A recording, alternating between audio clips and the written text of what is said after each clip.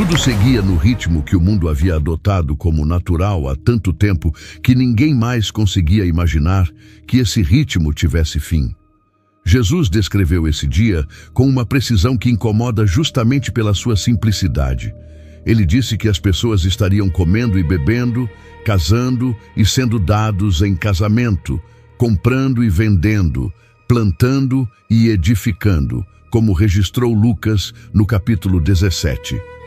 Não disse que estariam em pecado evidente. Disse que estariam ocupadas com a vida. Essa distinção muda tudo na forma de entender o que estava por vir. A carta aos Hebreus guarda uma frase com a densidade de pedra e a simplicidade de respirar. Está estabelecido para os homens morrerem uma vez, e depois disso, o juízo. Hebreus, capítulo 9, versículo 27. A morte ninguém questiona. O que a maioria empurra para longe é o que a frase guarda depois da vírgula. Essa segunda parte, que não negocia condições e não espera convite para ser verdade. A urgência do cotidiano engole tudo, a conta a pagar, o relacionamento a resolver, o problema sem solução, a mensagem sem resposta que pisca na tela. A vida humana tem esse talento estranho de tratar o temporário como permanente e o eterno como distante demais para exigir atenção hoje. Esse deslocamento não é exclusivo de nenhum grupo. Ele atravessa crentes, céticos, religiosos e indiferentes com a mesma facilidade silenciosa. Naquele dia, numa cidade qualquer, um pastor encerrava o sermão e cumprimentava os fiéis na porta com um aperto de mão. Em outra cidade, um homem que nunca pisou em templo algum ajudava um desconhecido a carregar uma mala pesada escada acima. Em outra ainda, uma família discutia à mesa por algo que anos depois nenhum deles conseguiria lembrar com clareza. Todas essas cenas aconteciam ao mesmo tempo, no mesmo planeta, no mesmo dia que absolutamente ninguém havia distinguido de qualquer outro. Então, sem gradação perceptível, algo cedeu. Os pássaros sumiram do ar antes que qualquer olho os acompanhasse. As telas congelaram no meio de uma frase. O vento que movia as folhas de uma árvore na calçada cessou num instante, como se a ordem que sustentava o mundo tivesse recebido um comando que ela não podia recusar. O silêncio que desceu não era ausência de som. Era outra qualidade de coisa. Algo para o qual nenhuma língua humana tem vocabulário adequado, porque nenhuma geração anterior havia cruzado aquele limiar e voltado para descrever como ele pesa por dentro. A chaleira daquele homem foi a última a apitar naquela cozinha. A criança que correu pelo corredor não chegou à sala de aula. O ancião na poltrona não abriu os olhos para o mesmo mundo em que os havia fechado. O dia mais decisivo de toda a história humana foi, para quase todos que o viveram, apenas mais um dia. E essa constatação não é abstrata, ela é pessoal, porque entre aquelas cenas havia almas que pensavam ter tempo de sobra para decidir o que fariam com certas perguntas que sempre adiaram. Você desperta e percebe que não está mais no tempo. O último pensamento que atravessa uma mente humana antes do fim não é teológico, não é uma oração organizada, nem uma resolução de arrependimento. É, na maioria das vezes, um fragmento banal, uma preocupação deixada pela metade, um rosto, uma palavra que ficou por dizer. E então a consciência continua. Não há escuridão de apagamento, não há dissolução silenciosa no nada.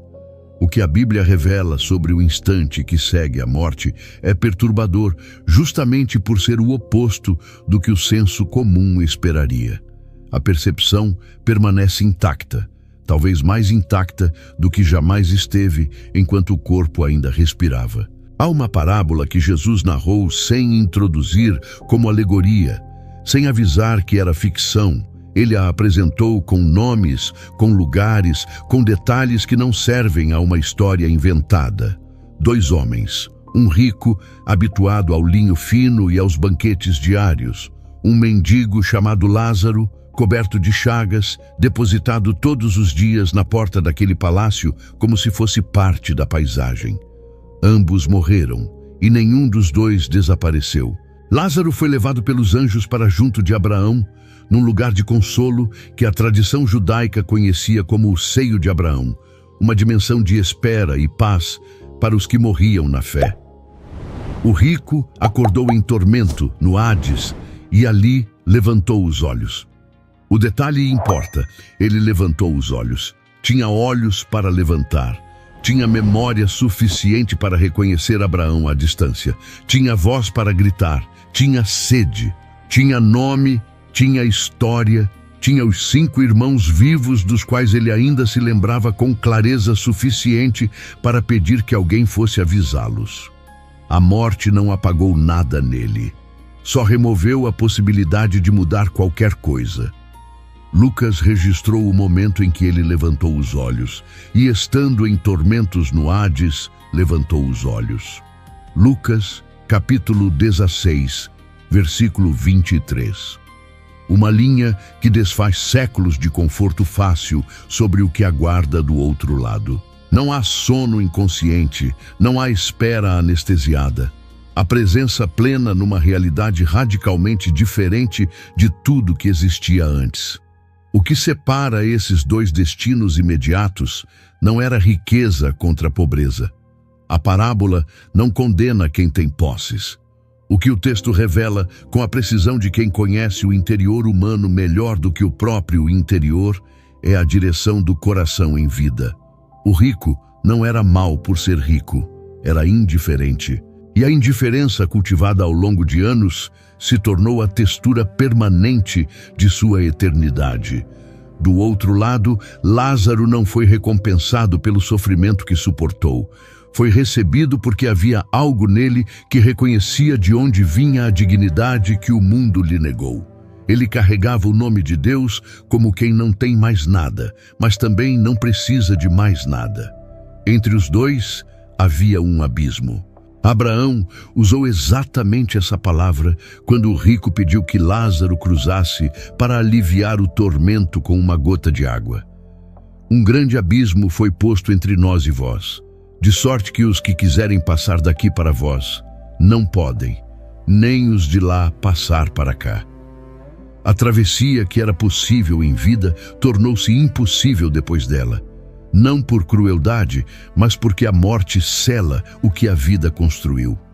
Nenhuma das duas almas naquela parábola estava em julgamento final ainda.